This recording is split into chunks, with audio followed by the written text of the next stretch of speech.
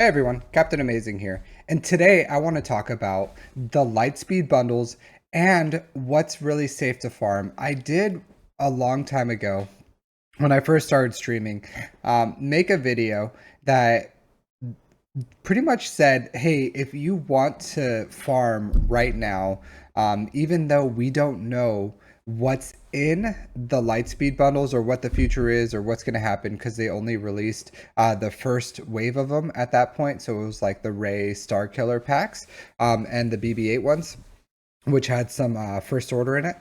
We didn't know. We had no idea what was available at that time, or what the future was. But I said, hey, it's in this world.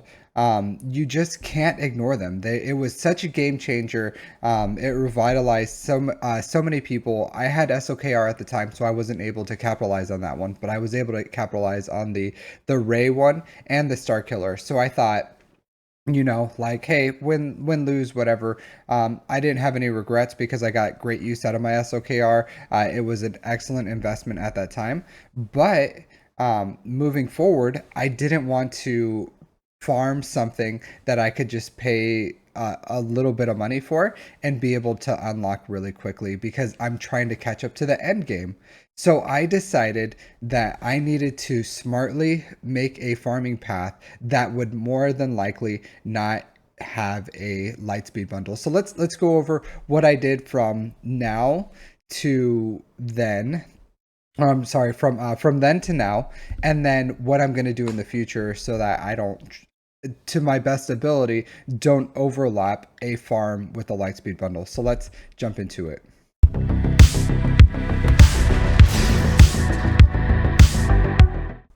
When the Lightspeed bundles first came out, I didn't have much in my account. I had SOKR. I think I had, I had SOKR. I didn't have Star Killer, Malgus, any of these Conquest characters, Ray, Jabba, JML. I'm pretty sure I only had Executor. So since that time, I got Ray because of the bundle, Star Killer, Leviathan, Jabba, JML. I did get Malik because I needed to get Malgus, which I made a guide for on how to get the proving grounds for that. With Jabba, I got Jedi Knight Luke, and then some Conquest characters, right? So Bane and other things. So my thought process was, I had no idea what bundles, and I really looked at it. C3PO wasn't a big deal for me. I was definitely not expecting the BAM one. I was able to capitalize on that because the requirements for BAM was so low gear that it was nice to get Grief and Mandalorian at relics. And then I ended up farming the Inquisitors. And a lot of this I did based on my hierarchy of needs. I went after assault battle teams and newer GLs. So Jabba, I don't think there's going to be a bundle anytime soon for Jabba. Ray and SOKR already have their bundles. JML. So JML is, I think, bordering upon getting a bundle. But if you bought that Rebel bundle, that was like a soft JML bundle. And the only thing I needed for JML after Jabba was pretty much Mon Mothma. So I was like one relic away from getting it. So I got Mon Mothma up and running, and I unlocked JML from there. So you may say, like, okay, well, how does that help me? Or what are you rambling about, Captain Amazing? And I'll say, like, hey, fair enough. So what did I choose not to farm? I chose not to farm Gas. Gas, well, first of all, he has a horrible return of investment. It's just like to get pretty much 3 teams up and running, you might as well farm a GL. And the teams that you get, like a Padme team, a Grievous team, and a Gas team, aren't GL level. I would rather have farmed a GL. So I'm able to capital, like my account is too old to get the Negotiator or anything like that. But I will buy it just because of like shock, and it gives me 4 characters. But regardless, I didn't go after Gas. I didn't go after Separatists because I had a feeling that Padme was gonna give me either the Geos or these droids, and lo and behold, it paid off. I'm gonna be able to get all these Separatists to relics. Sith. So you can't avoid it, right? Like some of these you have to get up. I would say right now, the Malik farm, starting to border on not safe. Like it is such a low gear farm that you can still get Malik, you can still get Darth Revan, you can still get Jedi Knight Revan. It's not a big deal. And I would say if you aren't farming things that are low gear farmable, just because you might get a Lightspeed bundle, I would say depending on what you need them for, that could be a mistake. So if you're not going for like Leviathan because and you're fully ready for it, you have Malgus, you have all the ships because you don't want to get Malik, I would say that's a mistake. Like just get it, farm Malik, do it, because at gear 12. For all these characters, you can do it. Like shards in the gear are pretty cheap. I wouldn't regret doing that. But what I'm not farming, specifically, if you look at these squads, is I'm not gonna farm C right away. So C is probably my closest GL I can get. But if you can see, I'm going to farm Profundity, JMK, Leia, Jedi Knight, Cal Kestis, Ufus, Bo-Katan, Imperial Remnant, and then C. But I fully expect C to have a bundle by then. Like he's either gonna have it by the time I finish this stuff, or he's not gonna have it at all. Who knows? But I'll say this. If you farm things that are like JMK and later, you're safe from the Lightspeed bundles. And that's the recommendations I gave last time. Like, hey, if you're worried about the Lightspeed bundles, farm something that's JMK or later, and you're probably not going to run into overlap. It's going to be a very long time until JMK is in a Lightspeed bundle, if ever. I think a lot of people would be very upset about that. So if you go for like Leia, JMK, Jabba, anything that's new-ish, and you don't have to go like super tip of the spear unaccelerated farms. Like Jedi Knight Cal Kestis is pretty much accelerated except for Saw Gerrera. Like there's plenty of great teams out here that you can do, or you can still go for Inquisitors or these assault battle farms or CLS. Like there's teams out there that you can work on. Don't feel like, oh, I'm so stifled by these bundles that I don't know what to work on and I'm not going to work on anything. I'm just going to like hoard. That's like a fool's mistake. Go ahead and farm what you want to farm. But if you want to start catching up to late and end game, then just start farming the things that they're not going to make a bundle on. Farm JMK, farm Leia, farm Jabba. You can farm Lord Vader because they have a gas bundle. There's a lot out there that you can farm, that you can still not worry about these Lightspeed bundles. If you don't buy the bundles, then farm whatever you want, forge your own pathway. But if you feel like, you don't know what to do, then just farm something that's JMK or later. There's plenty of accelerated farms in there. There's plenty of new things that are coming out that are fantastic. Bo-Katan, amazing. The Gungans, they're great. Like Jedi Knight Cal Kestis, an amazing farm. The Ufus team, Seer Ufus team with Malicos in them, amazing farms. Or just go after assault battle farms. If you get an assault battle farm early, it doesn't matter if there's a bundle, because the purpose of those assault battle farms are to get more income into your account. So if you're wondering about like my philosophy or what I said, check out my hierarchy of needs. But if you're just like you don't know what to farm these assault battles. Veer's troopers with Dark Trooper. This is the only gear you need, and it'll do everything you need. Even at relics, it doesn't increase the viability of this team that much. Like this gear level is perfectly fine. CLS Rebels, Jedi Knight Luke, Sith. Night Sisters have a bundle, and the Inquisitors. Do these farms. It's going to give you a lot more income into your account. And then once you have the assault battles, then you can go for whatever you want. You can go for GL ships. Like I'm farming the Profundity right now. Could they come out with a Profundity bundle or something similar? Like maybe. If they come out with like a Rogue One bundle, is it going to upset me? No, not at all. And that's how you guys have to look at it. Like don't feel like you lost something because someone was able to accelerate that farm. I did not feel robbed at all by having SOKR have a Lightspeed bundle, even though I farmed them. Like, I love SOKR. I loved, like, one of my most favorite moments and memorable moments of this game is when I unlocked him. I felt like, oh, this is true power. This is what this game is all about. And that's why I don't hate these bundles. I really don't. Yeah, I've been able to capitalize them, and I'm forging my way forward in a world with Lightspeed bundles. So I'm hoping to be able to like maximize on that.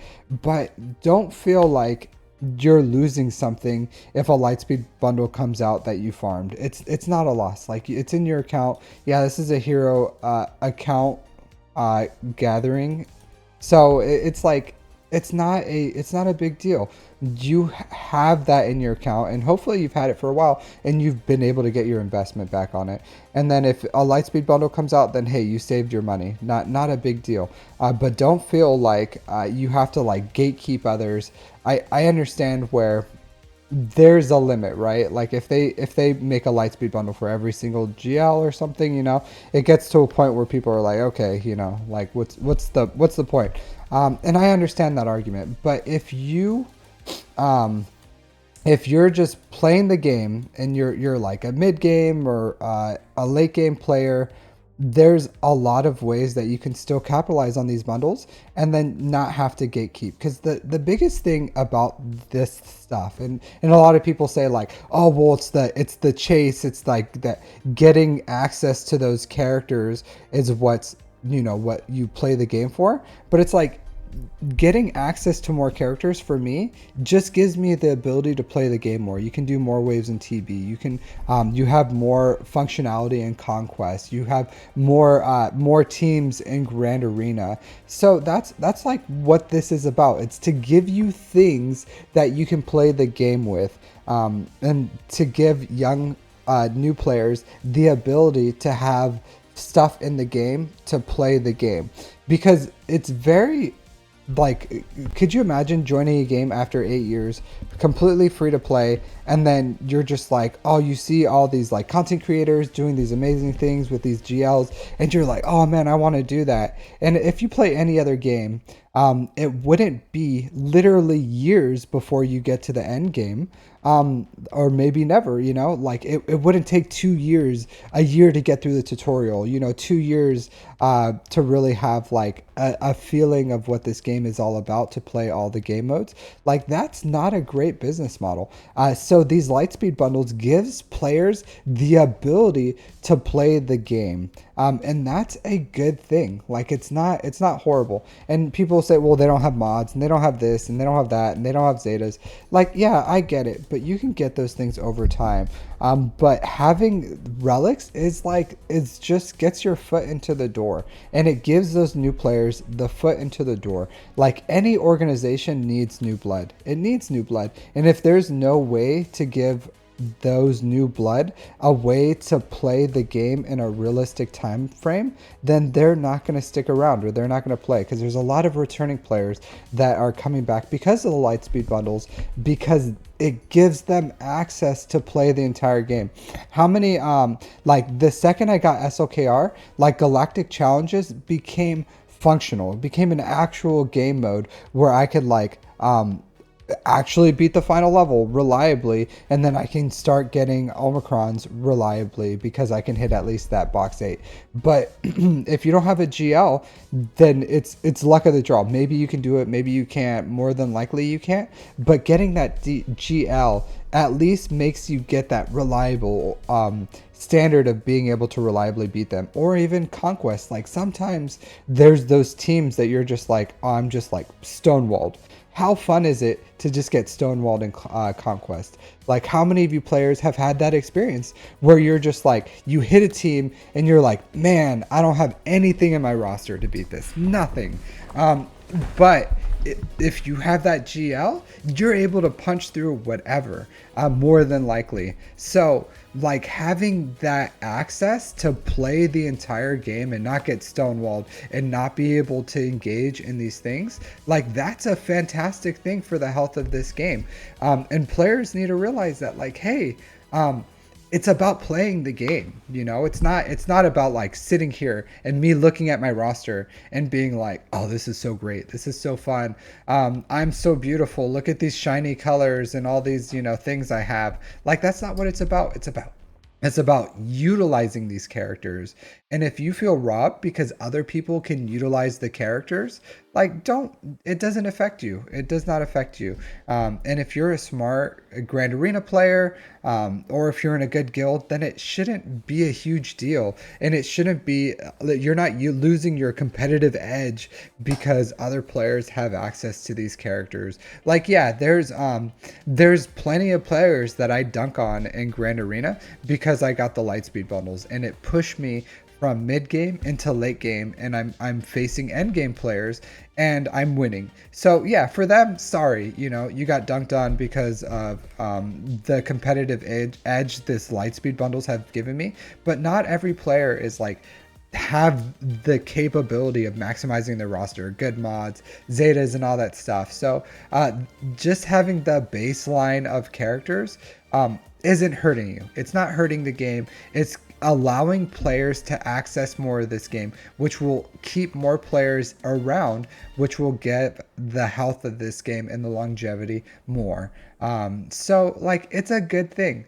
But overall, I would say, if you what are your guys' opinions on this? Do you think it's hurting the game? And don't get me wrong, like, I do think there's a limit, right? Like, I would love for them to communicate some standards more, just so that players can feel more comfortable farming and they don't have to listen to people like me with my opinions on what I think they should farm. But like, essentially, people just need to know, like, so that they can plan it out accordingly. But I still think that you can safely, if you just farm later than JMK, then you're probably fine. Like, you're probably good. Still farm your ships, farm your GLs, farm your assault battles, farm new-ish characters. You don't have to go straight into the unaccelerated farms, but farm, you know, JMK, Jabba, Leia, those types of farms that are good farms. Yeah, I know Leia's not unaccelerated yet, but they gave us so many of the shards that you can make it happen.